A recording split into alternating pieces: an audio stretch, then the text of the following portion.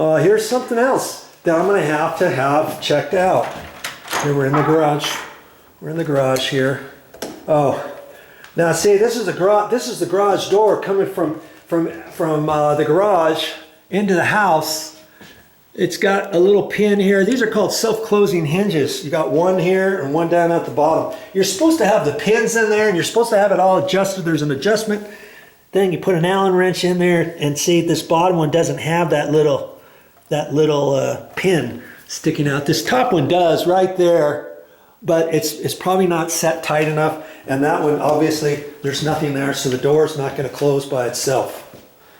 Okay. And it's supposed to close. It's supposed to close by itself, and that's by code. You're supposed to do that. But generally, that's because if you get a fire, this door is supposed to be a rated door. And you look up on the door frame, sure enough it is. See, it says 20-minute rated, 20-minute rating, listed fire door frame with hose stream 20-minute rating. And then on the door, somewhere on the door, you'll see a tag, and sure enough, there's a tag right here, and it's backwards, but it's 20-minute rated. So this door is a solid core door, and the door frame, even though it's wood, it's 20-minute rated, and they have to have a label, and these cost more and stuff. And that's designed, if you have a fire or something, that is supposed to, if you have a fire out in the garage, let's say, that gives you an hour, even though it says 20-minute rated, it's called a 1 hour wall, so to speak. This wall here has got sheetrock, 5/8 sheetrock instead of 1/2 inch sheetrock. The ceiling's got 5/8 sheetrock, and everything in here is rated for 1 hour wall rating.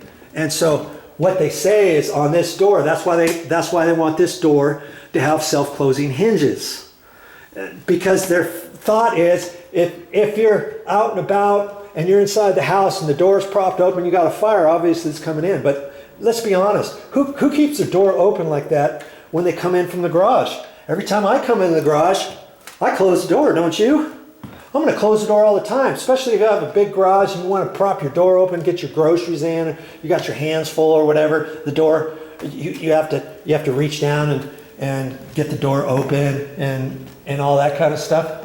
Well, so I'll have to make the deduction. Okay, what am I going to do? Am I going to fix those 20-minute the spring-loaded automatic hinges? Am I going to be able to fix those? Am I going to replace them with new? I'm going to be replacing all the hinges anyways. Remember, with the nickel finish. So I'll have to figure out, do I get the self-closing hinges? And then see, it also has smoke.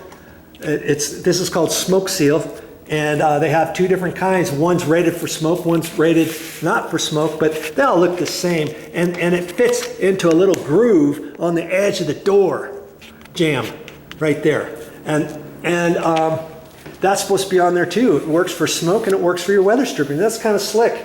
And see, when I get ready to paint, I'm going to take these out. You just take a putty knife and you can zip it all out, and then I can reuse it.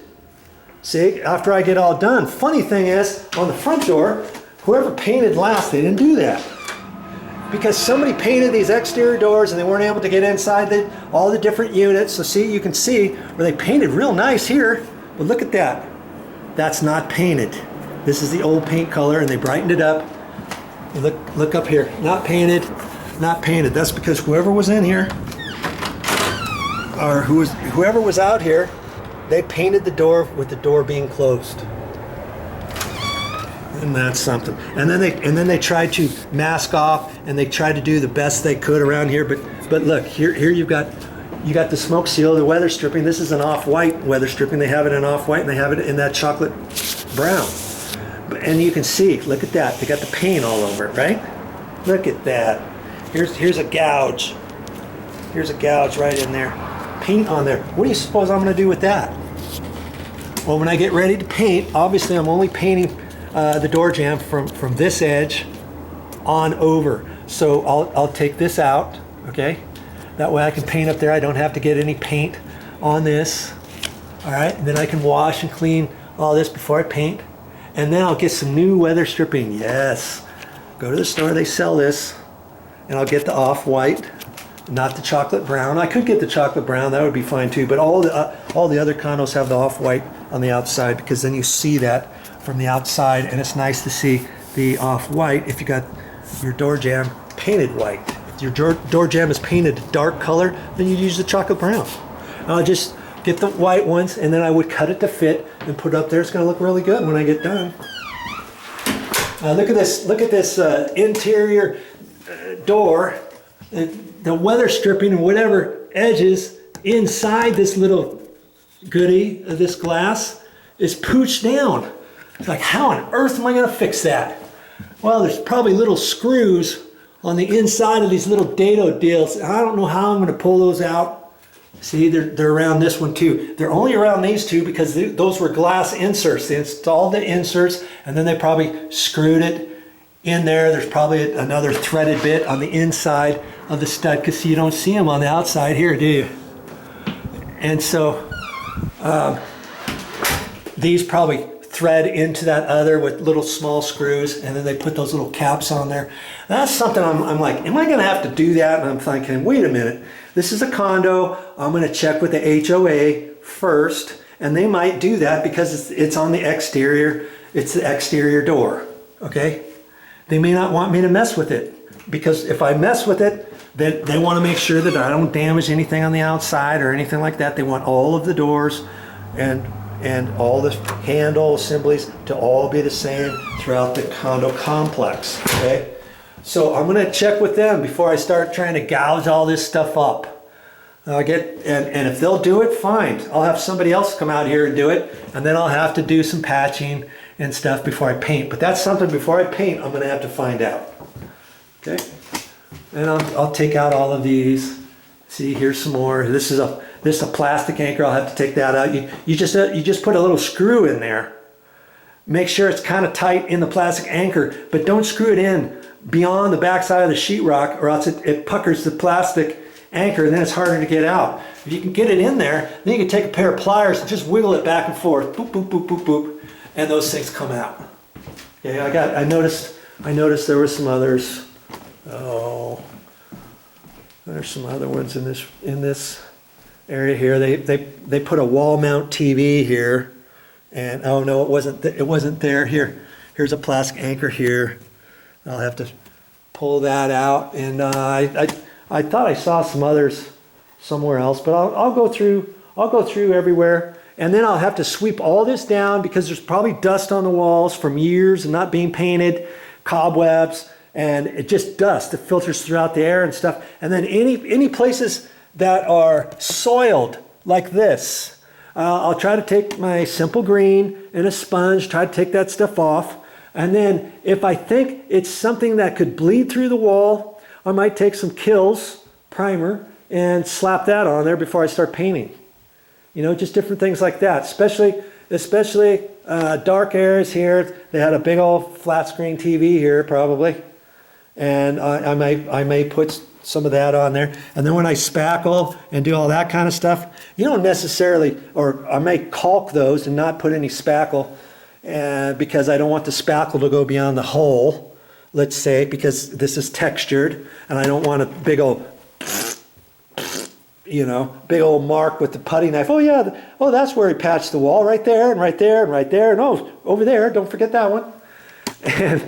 And so once you do that, I might decide that I want to prime those areas. Especially here, it looks like something, the wall mount bracket was rubbing on there, see? In those different areas. That could bleed through the paint possibly. Could. And so I'll take some Kills on that. And then these blinds, I'm going to have to take these blinds down. Yeah, I don't want to really have to mess with those. I've tried to cut in around stuff like that before, but it's just easier to get all this stuff out of the way. Yeah, is it going to be a pain in the rear to take this out? Yeah, probably. And to make sure none of these break and flop down and stuff, I'll just have to be careful with it. Pull it down, store it somewhere so I can get all this painted, and then I can put it back up. Don't try to cut around stuff like that.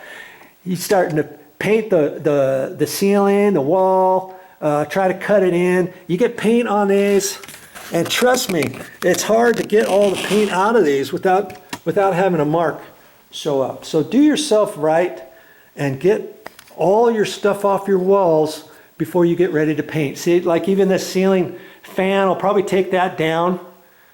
Could I paint around it? Yeah, but why? You know, it's in my way. Then I have to cut in around the trim housing and stuff. It's real easy to take the trim housing down and then undo the wires and then pop that off the knuckle and get it out of my way. Then I don't have to worry about tagging any of the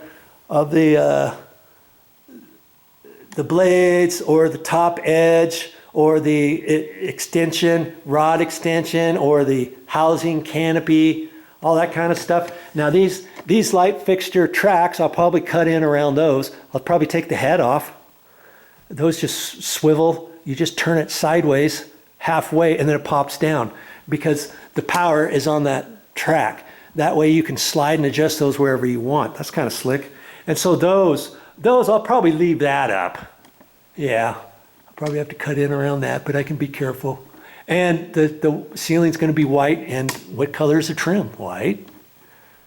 And all the eyeball can lights like these, I'm going to take the fixture trim cover out, the canopy. You take the bulbs out, and then the canopy is usually attached by two little springs, and you pull those off. The canopy comes down. Then you don't have to cut in around there. You know, have you ever tried to put masking tape on those canopies to get it perfect so that you can just run a roller around there and a paintbrush and then take the masking tape off? And it doesn't really work too well. Plus, then if you do it that way, you have to make sure that these are all adjusted properly before you put the masking tape off, because all the bulbs, when you put the bulb in, you want the bulb centered in the canopies and stuff. And sometimes you'll see where the bulb, oh shoot, it's like the whole canopy trim should have been pushed over to the left a little bit more instead of where it's at. You do that later. Oh, now you have to cut in your paint because you try to paint these and paint your ceiling with the trim in place. So see, I mean, lots of stuff like that. I'm gonna get all that stuff out and be ready for my project. Oh, I think, you know what? I was starting to talk to you about the garage, and then I got sidetracked on the door. Okay, the thing I want to do in the garage. Here, let's get the light on in here. Oh, here's something else too. This electrical panel. Oh no, they're lit. They're marked. The home inspector said nothing was marked, and I think he was looking at something else. And all these condos, he was looking at an exterior light or exterior panel on the outside of the building. Look at that. It's like somebody pushed that in. I was afraid that was going to happen. I was trying to push this back, and see now there was a hole there before. I'll be able to. I'm going to have to remember where that's at, but I'll have to put something on the back side of that. I can put a little caulking on the back of that and pop that sucker back in there. Do what you got to do, and I'll get it fixed.